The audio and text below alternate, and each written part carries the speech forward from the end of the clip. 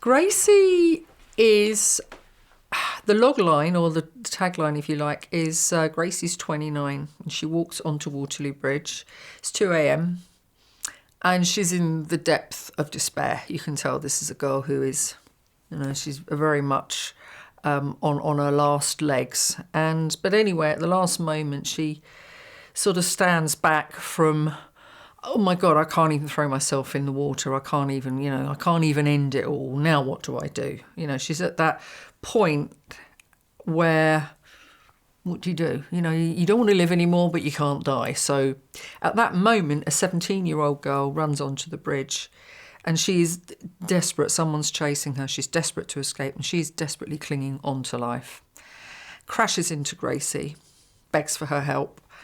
And Gracie's sort of shocked out of her misery and she's shocked out of her unhappiness. And she takes pity on this young girl and the pair of them run off into the night. But what actually happens is it throws them into this strange overnight world where lots of things happen, some scary, some just downright odd. And come morning, it will have changed them both forevermore if they survive the night.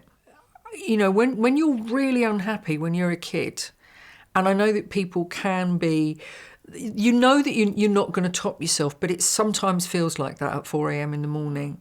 And I also see around London, I am part of the so-called clubbing generation, 80s and 90s. And you see an awful lot of sad cases of people that get involved in drugs and in drinks. Now, I grew up dancing a lot. So for me, I used to club a lot as a kid and I used to dance a heck of a lot. And yeah, I used to see people who were very, very lost.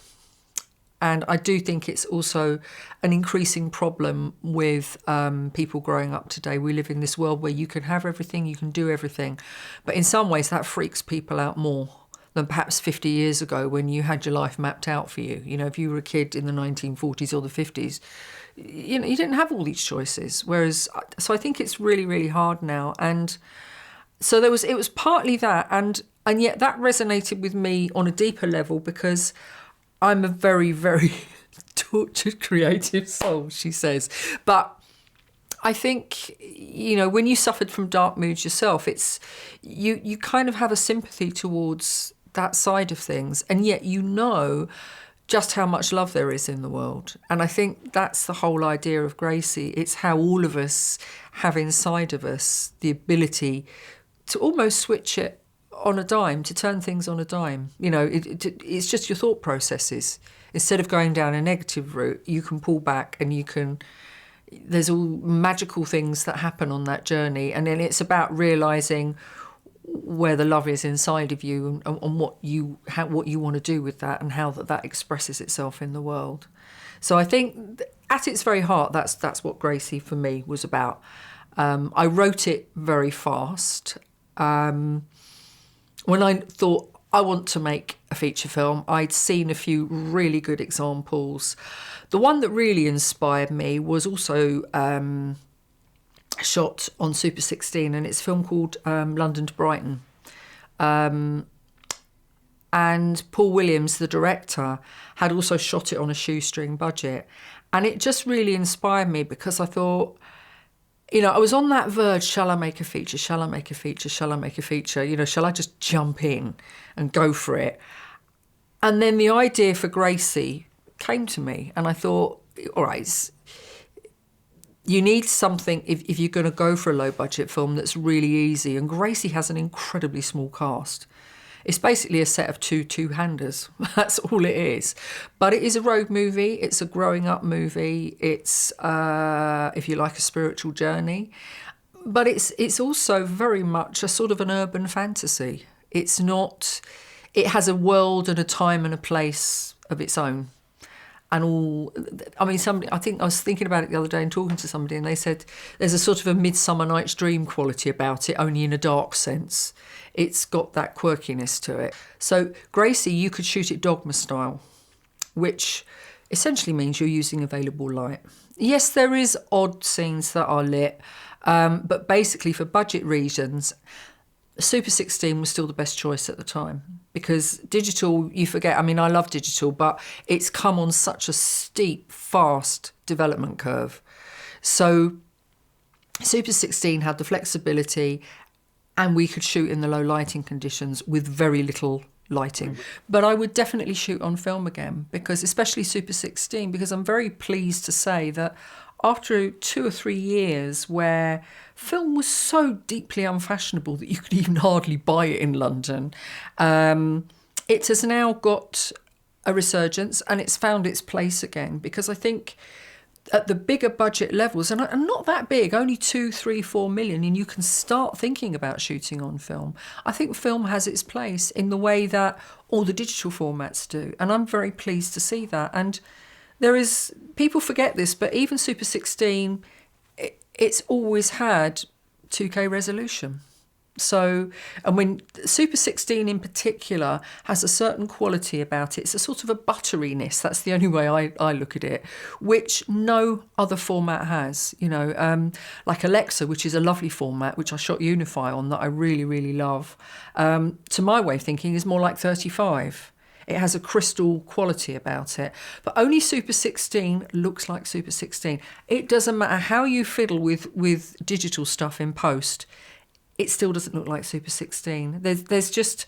So I'm so glad that has come back into fashion. And indeed, when we when we were scanning Gracie's rushes out at CineLab, who were really, really cool, in Slough, they were pushing through some commercials that Nike had shot on Super 16. So Super 16 has come back into fashion, which I think it's lovely that everything has come full circle.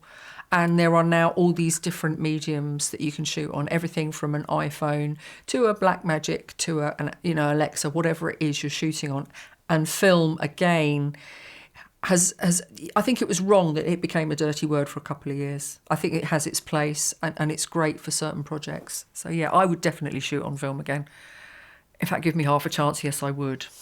I'm fascinated by the sort of horror that is brought on by the horrific things human beings can do to each other, and also by really extreme emotions, sadness, heartbreak, loss.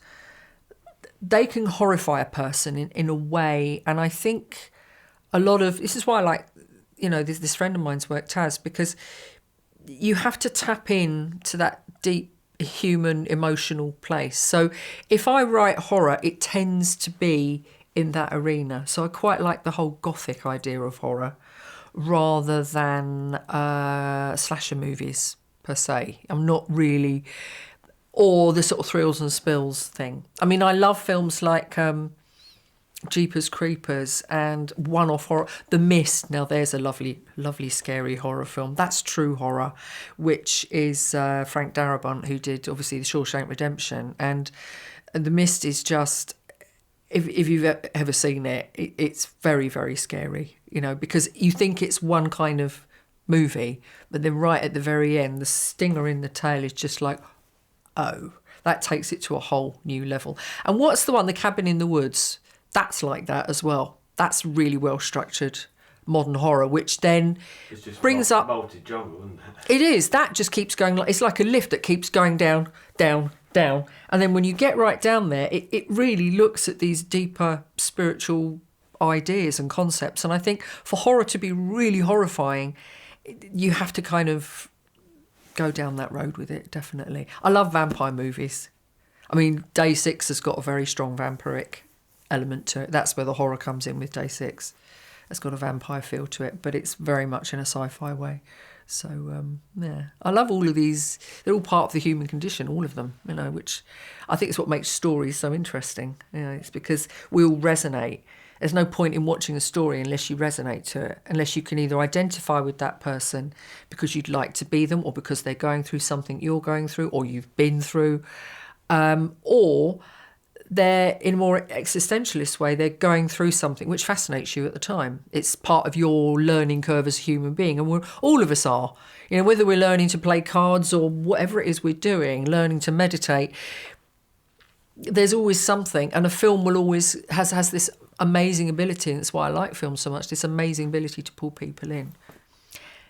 It's incredibly hard to get a film off the ground in this country, and we need to think about things more in a quota-like system rather than the current system, which is where you can apply for development funding. But the whole thing is, I think it needs to be much more well thought out.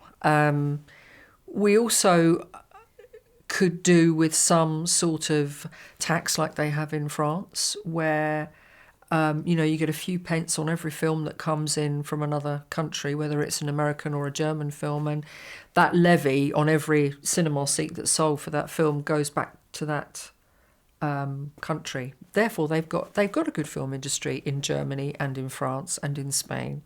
We don't here because we don't have any support for our filmmakers. What does infuriate me is people say, we've got the powers that be say we've got a great film industry. What we've got is a great tax credit system, which is wonderful once you've got the funding. What we also have is a great service industry, which services the Americans and everybody else that wants to come over here. We have amazing technicians here, really talented post houses.